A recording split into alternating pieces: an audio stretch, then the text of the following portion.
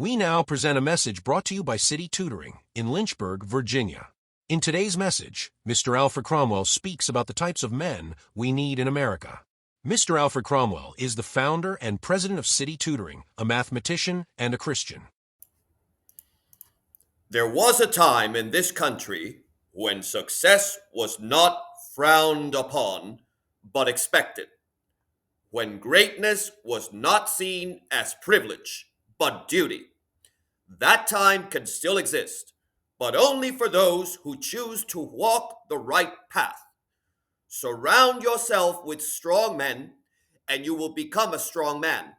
Surround yourself with losers, and you will become a loser. The choice is yours. Choose wisely. Hello, everyone. Welcome to another Sunday. We are living in a world of ever increasing mediocrity and spineless excuses. And really, there are only two kinds of men that you will find: those who build and those who beg and complain. Those who will be losers their entire lives, slaves, if you will. The question is, who are you surrounding yourself with? What type of man are you? You know, there was a time when a man was measured by his character, his industry, and his ability to carve out his own destiny. So help him God. That was a time when America knew what it meant to be an American, and we also knew what it meant to be a real man. We had a people who understood what was at stake. This was an age before the age of handouts, excuses, and so-called safe spaces. A nation was built by men who didn't ask, "What will you give me?" like the miserable midget we see in Rumpelstiltskin, but rather, "What will I build?" These are the men you should seek, the ones worthy of your time, trust, and friendship. There was a time in America when our universities were places where boys went to learn to be men and gentlemen. And you saw colleges all around this country. They were unapologetically Christian and had very strict regulations around what you should wear as a man, how you should speak, and what activities were considered acceptable versus unacceptable, morally speaking. Many of you would be surprised or shocked to learn that many activities that today are not only permitted but celebrated in our colleges and universities were prohibited or frowned upon by good Christian professors and administrators. Gambling, attending parties without permission, seeing the opposite sex without parental permission, staying out past curfew, drunkenness, profane language, swearing, and yes, believe it or not, being out of uniform. In fact, even as recently as 1981, Columbia University had a dress code for its young men. But ever since the 1960s, there has been a continuously loosening of the standards. The roots of this never-ending relaxing of standards, we can really trace it back, though, to the beginning of the 20th century, as the secular humanist, godless model began to take shape and infect every sphere of American life gradually. I call it the bureaucratization of our society. That's when majors became important. Majors were never a thing in college. They shouldn't be a thing even today. It's a waste of time. Colleges should be a finishing school for ladies and gentlemen, and where you get a general culture of things. Because let's be real, the majority of you, unless you want to specialize in something, there are many other options for that. But you should be as well-rounded as possible. But the godless model began to take shape. And now we have even formerly good Christian colleges that would never compromise in the past because they had great men leading those institutions. They are now beginning to relax their standards on dress codes and social activities just to get more students. And in time, God will close down those colleges. Only those who remain faithful to God will continue to grow. And in a bit of good news, there has been an explosion of interest from young people in this country towards faithful biblical Christianity. And at City Tutoring, we maintain the same standards. We don't allow profanity. We frown upon gambling or talking back to godly established authority, not saying yes, sir, or yes, ma'am when spoken to, or using profane language, whether it be in our in person classes or in our virtual classes. We have a demerit system and we have rules. A lot of people today, they mock rules because we have a country of children trapped in adult bodies. You see grown men whining and behaving like children, crying about things they feel they should have without any merit, like a sore loser on the playground, except instead of recess, it's real life. And instead of a scraped knee, it's their fragile egos that got bruised. America is facing a bankruptcy of men with character. But what are the types of men we need in our country? Well, for one thing, we need the builder. We have several Bible verses we can look at, but I'm looking at Matthew chapter 25, verses 14 through 30. We can look at 2 Thessalonians chapter 3, verse 10. We can look at Proverbs 22:29. We could look at Ecclesiastes chapter 9, verse 10. In fact, I'll read to you Ecclesiastes. That's the one I highlighted this morning. Ecclesiastes chapter 9, if you will, please, verse 10. Whatsoever thy hand findeth to do, do it with thy might. For there is no work, nor device, nor knowledge, nor wisdom in the grave. The builder does not whine, nor does he wait. The builder sees empty land and builds on it. He sees a problem and comes up with a solution. He does not envy wealth, he creates it. He does not curse the rich, he joins them. He has the mindset of a capitalist, the discipline of Weber's Protestant work ethic, and the soul of a pioneer. He doesn't waste his breath complaining about inequality because he knows success is earned, not redistributed by some corrupt bureaucrat. If you walk alongside the builder, you too shall build. If you reject him, you shall labor under his command. One of the biggest lies that you are told in many so-called educational institutions is that wealth is a zero-sum game. That for one man to rise, another must fall. There are millions of young people in this country who truly believe that. That is the squealing cry of the idle and the doctrine of the envious. The builder knows better.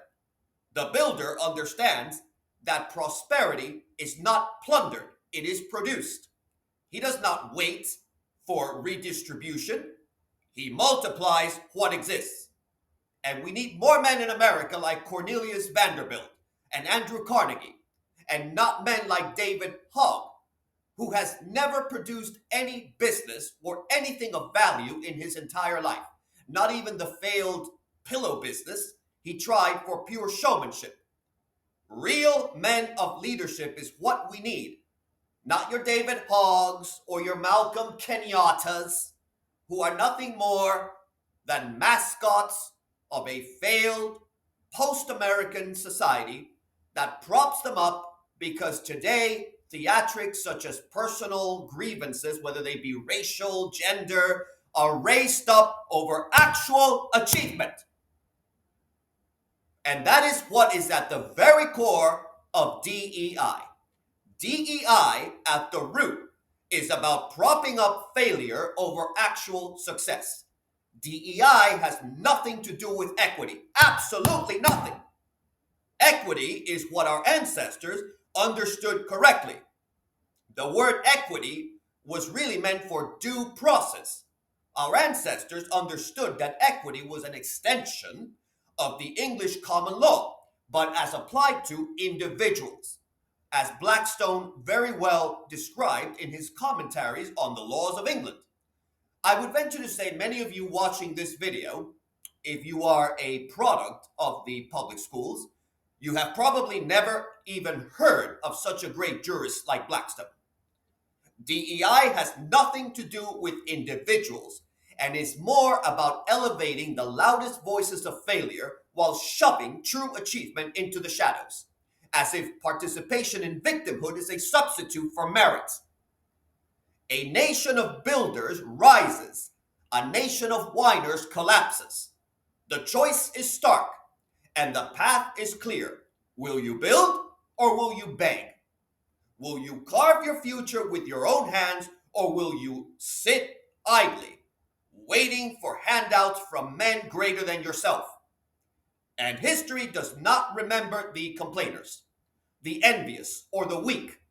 It remembers the men who laid brick upon brick and who turned wilderness into civilization, who forged their own manifest destiny with sweat and a resolution of steel. Everyone remembers great men like Theodore Roosevelt and George Washington or Cornelius Vanderbilt, who charged forward with courage and vision. But no one will remember men like Paul Krugman, who sits behind the desk at the New York Times and tells real men how to run an economy he could never build himself. So we need builders. What other types of men do we need? We need the gentleman. Please have a look at Titus chapter 2, verses 7 through 8, please. Titus chapter 2, verses 7 through 8, reading from the King James Version, of course. In all things, showing thyself a pattern of good works, in doctrine, showing uncorruptness, gravity, sincerity. Verse 8, sound speech that cannot be condemned, that he that is of the contrary part may be ashamed, having no evil thing to say of you. Being a gentleman is not always about birth class or birthrights. It really is more about conduct. The gentleman speaks with authority because he is well read. He walks with purpose because he has direction. He commands respect because he respects himself. Gentlemen do not gossip, whimper, or seek attention like many of the modern day man children we have who mistake snark for wisdom. A gentleman keeps his word, honors his commitments, and will never be found crying over another man's success. Winston Churchill was a quintessential example of a gentleman. So was Robert E. Lee. I am glad I have his painting in my house. So was Abraham Lincoln, also have his painting. What do we have today? We have an America where you see an abundance of man children, like, for example, Hasan Piker. I think that's how you say Hasan. I think it is, not Hassan. I don't know. He's the epitome of the snarky tweet, rather than actually saying anything of substance. I mean, really, can any of you imagine Hasan Piker having to lead a country in war? We don't need men like him. We don't need men like Anthony Koczynski, Ian Anthony Koczynski. Even the name is sinister in a Soviet-like way in our country. He's better known, by the way, as Vaush, V-A-U-S-H. And speaking of war, that brings me to my next point, the warrior. Not all wars are fought with weapons. The warrior fights battles of discipline, self-mastery, and willpower. He does not give in to impulse. He does not excuse failure. He does not allow laziness to enter his home or his mind. Let's read. I've got here Ephesians chapter 6, verses 10 through 12. Ephesians 6, 10 through 12. Bookmarked it somewhere. Oh, here it is. All right. Finally, my brethren, be strong in the Lord and in the power of his might. Put on the whole armor of God, that ye may be able to stand against the wiles of the devil. For we wrestle not against flesh and blood, but against principalities, against powers, against the rulers of the darkness of this world, against spiritual wickedness in high places. We need warriors in America. The warrior rises early, works harder, and expects nothing less than from those around him. He does not live for comfort, he lives for conquest. Many men today, I should say, not all, but too many men today are very weak. Many are overweight, faithless, and feeble-minded. Many men hide behind screens. They whine about so-called oppression and crumble under the slightest hardship. They have no church, no code, no discipline, no God, only excuses. Now compare those men to the men who built civilizations. They woke before dawn, they knelt before God and worked. They carved prosperity out of the wilderness. They led their families with strength, and they never begged for another man's bread. They were warriors, spiritual warriors, moral warriors, economic warriors, pioneers. They did not complain about adversity, they conquered it. And what of today's modern man? The unchurched, undriven, unworthy masses. They reject God and wonder why their lives are in ruin. They scoff at morality and wonder why their wives abandon them and their children rule their home. You go to a lot of homes in America today, and the way that you see children behave, the way they even talk to their fathers, is absolutely disgusting. They would have never gotten away with some of the things that they do when America was a Christian country. They sneer at discipline, and they wonder why they remain poor. There is no mystery here. Wealth and faith are woven together, inseparable. A man who bows before God rises above the sinful rabble. A man who rejects God sinks to their level. And poverty, in most cases, is a spiritual disease before it is a material one. You'd rather be materially poor but spiritually rich. A man who has no God has no order. A man with no order has no future. Our ancestors would have viewed today's faithless men with contempt, and rightfully so. A man who cannot provide for himself is not merely unfortunate, he is an embarrassment. The decline of faith has led to the decline of men. It goes hand in hand. We have traded warriors for weaklings, builders for parasites. The unchurched are not just poor, they are pitiful. They have chosen weakness, and God punishes them accordingly. Let them serve as a warning. Those who abandon God will be abandoned by fortune, and they will deserve it. The weak man, the slave, is allergic to effort, chases instant gratification like a toddler on a sugar high, while life passes him by. And as you get older, life will pass you by quicker and quicker and quicker. He gets his math from Khan Academy and actually believes it's enough.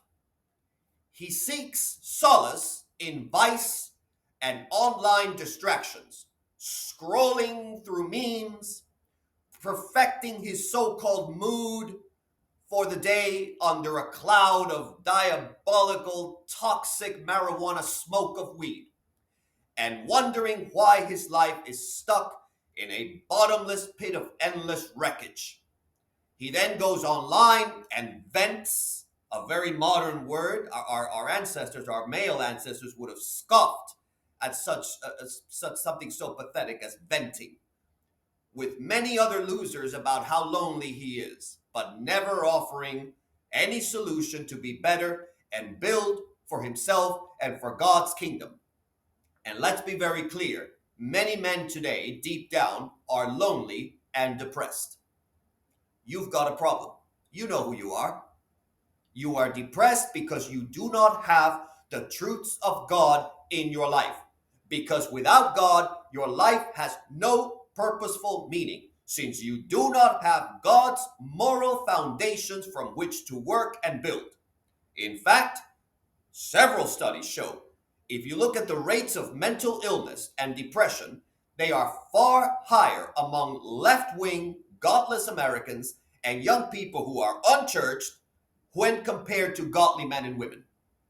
One such study appeared in the spring or summer 2023 print edition of none other than Columbia University magazine. Columbia University is certainly not a Christian school, and it was titled "The Politics of Depression." You can look up the statistics and the data yourself. Look up "The Politics of Depression," Columbia University magazine. And the consensus on the matter is that men and women who have no religion in their lives often suffer from greater rates of depression than Christians and other faiths as well. There is also a correlation, according to several studies. You can also look this up. I don't have the time right now to pull up all the studies, between wealth accumulation and faith. In general, Americans who do not attend church regularly and are not Christian report lower income levels than church attendees and Christians. At the top of the income bracket in America are Episcopalians, Anglicans, really the Episcopal Church is a continuation really of the Church of England, and Jews. And that this fact is followed by Presbyterians and Reformed Christians. Many men in America today bring no value at all to the job market or to other people in general. I am sure you all live somewhere where you cannot even find young men, able-bodied men, to shovel snow for older people when needed. In fact, you'd be hard-pressed to see any men working today in most places. Women have now outnumbered men in the workplace and in the colleges, by the way. Look around at many of the men in America today. Many are, as I said earlier, obese. Many are on drugs, unchurched. Many are sad. Many are poor because of their own failings. As the famous 19th century Christian preacher, by the way, Russell Conwell said, he said this as far back as the late 1800s, but it's ever more applicable today. There is not a poor person in the United States who was not made poor by his own shortcomings or by the shortcomings of someone else. It is all wrong to be poor anyhow. End quote. One of the most misunderstood lessons in the Bible is about poverty. Nowhere does God say that being poor is some kind of spiritual badge of honor. In fact, Proverbs warns that laziness leads to poverty, not piety. In Proverbs chapter 10, let's look at Proverbs chapter 10, verse 4. Proverbs chapter 10, verse 4. God says, "He becometh poor that dealeth with a slack hand, but the hand of the diligent maketh rich." Also, if you read Proverbs 6, 10 through 11, it talks about how sleepiness is seen as leading to poverty. People who rise up late, people who have idle people. We have a lot of lazy loafers in America today. We used to call the lazy loafers, we used to call them couch potatoes. And the Puritans understood this very well. And so did most Americans before the 20th century. Hard work and diligence weren't just good economics, they were godly principles. Charity is a virtue, but glorifying poverty, oh no, that's just bad theology. It is unscriptural to glorify poverty. Notice that Christ also said, "Blessed are the poor in spirit," not the poor alone. Christ meant the poor as in the humble, those who thirst for God. The Puritans also understood this very well, and so did most Americans. That's why I said before, which caused an uproar in one of my previous videos, that there were no beggars in my country in the past. And why is that? Because begging was punished by our forefathers, and long after the Puritans existed. There was a real sense of utter shame attached to begging. We are, as Christians, let's be very careful here. We are supposed to help the poor. Absolutely, we are. But there are conditions attached to that assistance. And one of the conditions is that the poor be actively seeking to work and get out of poverty. It's what God commands. So yes, as Christians, let us help the poor individually, not with the state, but through our churches. Speaking of the past, a good example of how begging was viewed in America are all the vagrancy laws that punished begging and idleness. You can look this up. Up until the middle of the 20th century, vagrancy was not tolerated in this country. There were thousands of arrests each year of these sorts of men. Drunks, idols, ne'er-do-wells, we used to call them. And thank God that recently the U.S. Supreme Court came to its senses. They usually don't, by the way, but they ruled that homeless encampments are not, in fact, protected by the Constitution. The fact that there are men and women in America today who defend homeless encampments is a moral and social stain upon our nation. You are not nice. You are not in solidarity with the homeless. You are not loving. No person who truly loves their neighbor as they love themselves, which God commands, by the way, can ever defend homeless encampments. Unless, of course, you think your definition of loving someone means letting them marinate in filth, addiction, and crime while pretending you are compassionate. That's not love. That's neglect with a self-righteous bow on top. It's disgusting. It's also anti-Christian. The homeless should be taken off the streets and placed either in mental care, as it was in the past, or if they are not suffering from a mental illness, put to work. Put to work. That's true love. That's what God commands. God commands that if you don't work, you shall not eat. You'd see our so-called labor shortage end immediately. We do not have a labor shortage in America. We have a shortage of honorable men who will work for a living instead of expecting to steal from the taxpayer and do more for less at government expense. So we need warriors, not slaves to their desires. Today in America, as I mentioned earlier, you see the overweight problem. You don't really have to take a very hard or detailed look at most men in America today to know there's something seriously wrong with many of them. Many men across this country do not really know how to be challenged.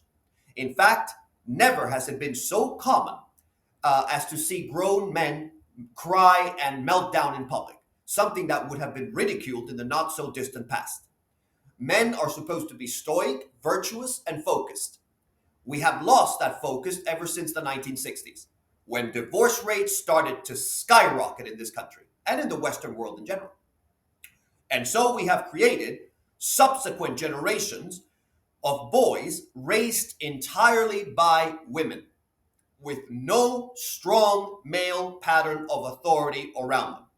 One of the biggest shifts I have seen in how many men behave today versus how men of my grandfather's generation and before behaved is that many men today want to avoid being mean or offensive at all costs. Their entire mindset revolves around trying to be as passive as possible. They have become afraid of government, afraid of all kinds of subcultures that they have empowered to cancel them. One hears a lot these days about cancel culture. But why do we allow our enemies to take the narrative? One of the most common excuses I hear, and it really bothers me, is, oh, because I'll get fired from my job if I speak my mind. So get fired! Live with less! Be strong in your convictions. There's no way in hell I would ever trade a corporate job for being right with God, with my Creator. I'd rather eat porridge and garden vegetables 3 times a day and be free than give up my principles and betray God. Let's look at what Joshua 1:9 says. Joshua chapter 1, verse 9. Where's my bookmark here? There we go. Have not I commanded thee? Be strong and of good courage. Be not afraid, neither be thou dismayed. For the Lord thy God is with thee whithersoever thou goest. Today, we've got a generation of spineless wonders, trembling at the idea of being canceled by a crowd of perhaps real or imagined, purple-haired, socially frustrated keyboard warriors, or being booted from their cushy corporate jobs. And the excuse, oh, but I'll get fired. Well, then get fired. Let them fire you. Let them fire you. When did a paycheck become more important than your principles? When did comfort become the God we bow down to? You want to live in fear of losing your job, your status, your position in society? What about your status with God? Fine. Don't come crying to me when you're living a lie. A man with a spine would rather walk away from the trappings of this world than sell his soul to keep them. If that means you must live with less and eat porridge and vegetables on a daily basis, then so be it. It'll cost me, then make the payment. I'd rather be standing right with God with nothing in my pocket and nothing to my name than be cozying up in a corporate chair too scared to speak the truth. You want to be a drone? Sitting behind a desk like a puppet on strings, putting your paycheck and losing your soul to the devil. Go ahead, but don't mistake that cushy office chair for a throne. You're not ruling anything. You're just a fake, smiling servant in someone else's kingdom. And it's certainly not the kingdom of God. And they will get rid of you no matter what. No one owes you a job. No job will last forever. And men in the past were warriors. You think they're not going to fire you now because you're a coward? Wait until the company restructures. They'll get rid of you like a sack of rotten potatoes. But men in the past were warriors. I was recently reading some medieval documents about how men would rise up even against the nobles or kings when they thought taxation was too high. And that's back in medieval times, a time that was far less taxed than today, a time that, despite the lies you hear in the media and government, was far freer for men than today. We are living in the most controlled society in history. Never before have men been so tracked, watched, and controlled like today. We have also never in history been as taxed as we are today.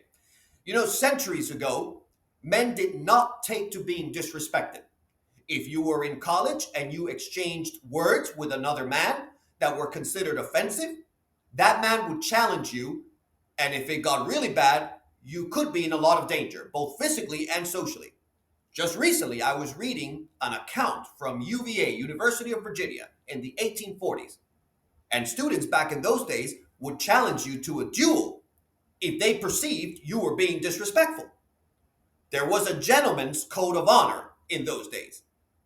Today, men constantly let other men and even women disrespect them. Zero consequences whatsoever. We need Christian warriors in America. I'll end this part with Psalm 144. I think it was Psalm 1. Yes, Psalm 144, verse 1. Blessed be the Lord, blessed be the Lord, my strength, which teacheth my hands to war and my fingers to fight. The next type of man that we need is the strategist. We have the strategist. The strategist understands the world as it is, not as utopians wish it to be. He plays the long game, builds key alliances, and never wastes energy on losing battles. He is 3 steps ahead while the masses are stuck in the present. He sees opportunities where others see despair. He does not waste his breath on utopian fantasies of a world where everything is fair. He knows that fairness will never be fully achieved here on earth because of our sinful behavior. But strength and intelligence will win the day. Look at Proverbs 22, verse 3. Proverbs 22, verse 3. A prudent man foreseeth the evil and hideth himself, but the simple pass on and are punished. The strategist isn't just coldly calculating. The strategist is patient and knows the value of waiting for the right moment. He sees opportunities where others see despair and refuses to be blinded by the pessimism that drags everyone else down. When everyone is talking about how the world is falling apart, the strategist is already planning how to rise from the ashes. He doesn't waste his breath on silliness. He knows it's all a delusion. There are many men today who've never had to fight for what they want. In the real world, it's not fantasy that wins. It's strength, intelligence, and the ability to outthink the competition. In a world that often seems like it's spinning out of control, the strategist does not follow the herd. He's always thinking strategically, even when others are busy with petty squabbles. He's focused on the bigger picture, understanding that in the end, those who truly succeed are the ones who can see beyond the chaos and adapt. While others chase after fake equality, the strategist knows that victory doesn't come from everyone being equal. We're not all equal, by the way. No one is. It comes from understanding how to use your strengths, leverage your position, and outsmart those who don't see the world for what it really is. And that's becoming easier and easier these days. I don't think in recent memory, I could be wrong, but I speak to a lot of different generations of people, even people of, certain age, even my own age. I have never seen as many ignorant and stupid people as I see today. Dumb people. Then we have the next type, the enforcer. You want to be around men who are the guardians of order, the silent but ever-present force that ensures that individuals who seek to bring down an institution do not dictate the rules. Where the builder constructs, the gentleman refines, and the warrior defends, the enforcer ensures that the unworthy do not usurp what does not belong to them. The enforcer understands that civilization is a fragile thing, and without an unyielding hand, it crumbles under the weight of the soft, the sentimental, and the spineless. The enforcer does not tolerate disorder and lawlessness parading as progress.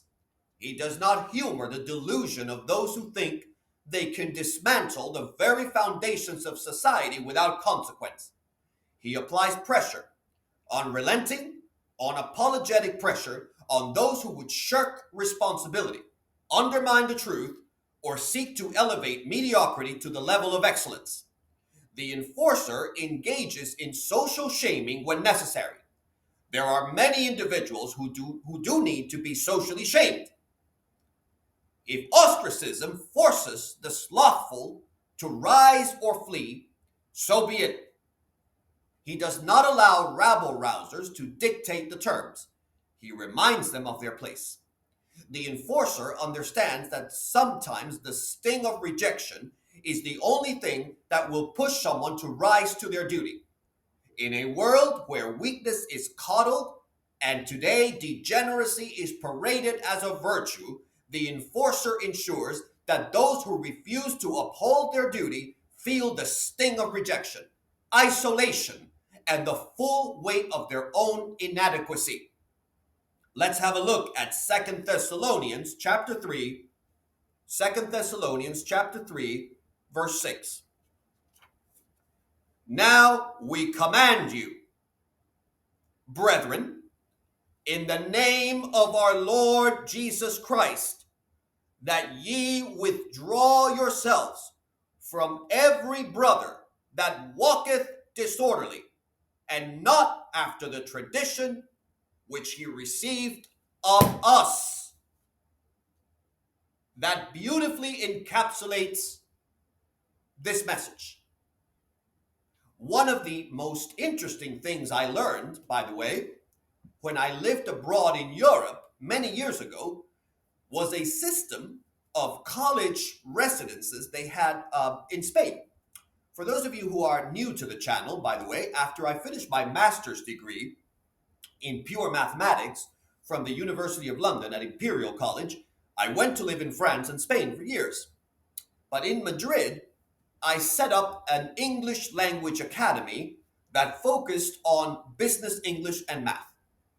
However, before doing that, for a year, before I actually became established in the city and, it was a new country and it was a new experience, I had lived in what they call a colegio mayor. Basically, the translation is a major college. It is a residence hall, and usually, I don't know now, but back then, they were segregated by gender. So I stayed, of course, in an all-men's colegio mayor. And what I immediately noticed is that they had maintained a system that was very common here in America too until the early 20th century. If you don't know what it is, by the way, if you're a European, if you're perhaps maybe, I don't know if I have people from Spain watching the channel, but it reminded me a colegio mayor is akin to a boarding house. You got 3 meals a day, and it was all structured around a specific time. I loved that. Your beds were made by the help. Your room was cleaned by the help too. And laundry was included in your monthly rent. You would take down your clothes and there would be ladies downstairs. They'd have a big washroom and they'd wash your clothes. They'd fold your clothes too. We used to have that in America in the 19th century. And I absolutely loved the system, and I wished, even back then, that we had something like that again in America. But I mention all this because I also noticed that there was relentless social pressure as well to conform to certain principles. One of the memorable moments I remember was that a student was accused of slashing another student's tires as a cruel prank. People knew who it was, by the way. Most people, I didn't, but a lot of people knew who it was. But nobody reported him because in the social order there, it would have been far worse for the students to report it than just take it as a loss. Now, I'm not saying, by the way, I don't want to give the wrong impression. I'm not saying that that's a moral thing to do in that case. But it's very effective for other areas since they maintained a social order that, even back then, was impossible in America since we no longer have a national identity or social order to speak of. This is one aspect I did like about the Europeans. They have, or at least they had it longer than Americans. I don't know now, but they had back then a far clearer sense of who and what they are as a people. If you are a European watching this channel, do let me know if they still have that system in your country or if they have a similar system in your country today. Oh, and as a side note, all the rooms had ashtrays in those days. It was very reminiscent of the old 19th century gentlemen's boarding houses. The gentlemen were allowed to smoke cigarettes everywhere in that residence hall. I mentioned this to give you an idea of the atmosphere that I was witness to. I was the only Protestant in a Roman Catholic residence hall. Spain did not, obviously, there used to be a Roman Catholic country. They did not have a Protestant boarding house where I could have stayed in. It was fun. I have to admit, it was fun. Often the Roman Catholic students, they clashed with my theology, but I was always sure to be very respectful in a country not my own. Many asked me, given my Christian beliefs, I remember they would ask me what I thought of Generalissimo Franco. Spain had a dictator, a military dictator until 1975. And my response was always the same. I wouldn't want a dictator for America, but Franco was much better for Spain than the communists. Franco at least had good, at least on paper, moral intentions, and Spain was far freer under him than it would have been under the Soviets. In fact, I'd probably argue that in many ways they were freer even when compared to now. Spain now has, like many European countries, they have a utterly degenerate socialist government. But it's not my place to tell other countries who to vote for. I certainly wouldn't want it for America, though. Then we have the last type that we're going to talk about, the true believer. Above all, the true believer has a moral compass, sharper than steel. He does not sway with the trends, nor does he bow to the false idols of modernity. He stands on truth, unshaken, unwavering, and unapologetic. The true believer understands that to live by conviction often means to stand alone, but he does so with strength. He faces opposition with courage and resolve, knowing that the reward for his faithfulness is eternal. He will not bend, and he will not break, for his eyes are fixed on something greater than the fleeting comforts of this world. In a sinful culture that constantly tells us to seek approval and embrace mediocrity, the true believer refuses to settle.